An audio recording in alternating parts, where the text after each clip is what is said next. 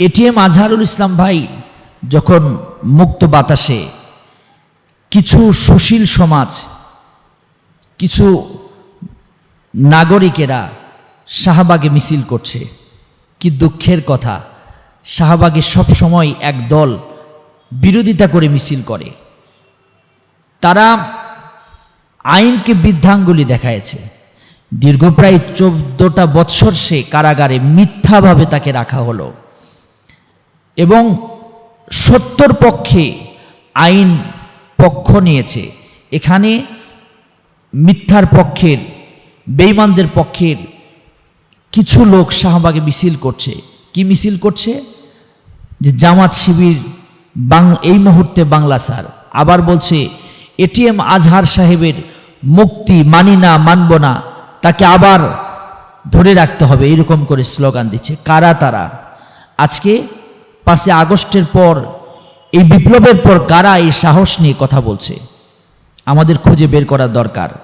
এর পিছনে কারা কাজ করছে? নিঃসন্দেহে এর পিছনে আওয়ামী লীগ কাজ করছে এবং আওয়ামী লীগের দোসর তারা।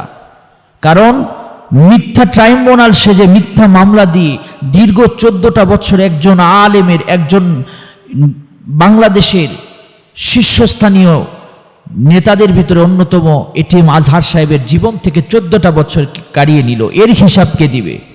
সেখানে তারা আজকে মিছিল করছে, বিভিন্নভাবে স্লোগান দিচ্ছে।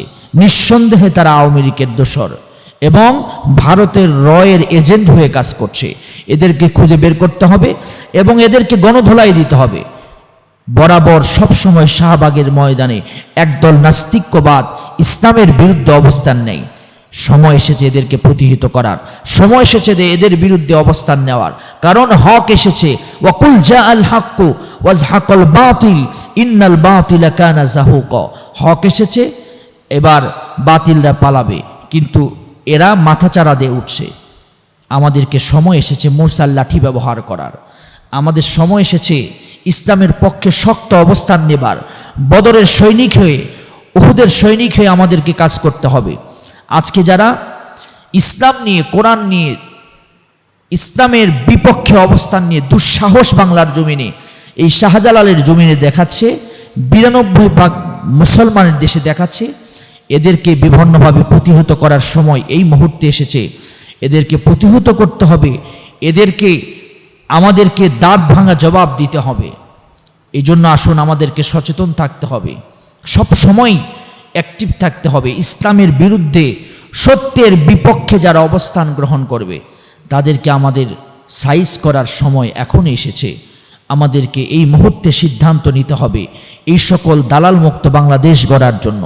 আমাদেরকে সিদ্ধান্ত নিতে হবে জালেম মুক্ত, এই স্বৈরাচার মুক্তদের, এই স্বৈরাচারের দোসরদেরকে এখনই বাংলার ছাড়ানো এবং এদেরকে শায়েস্তা করার। আমাদের সকলকে আল্লাহ তাআলা সচেতনভাবে সুন্দর বাংলা গড়ার এবং সুন্দর একটি ইসলামী সমাজ গড়ার তৌফিক আল্লাহ আমাদেরকে দান করুন।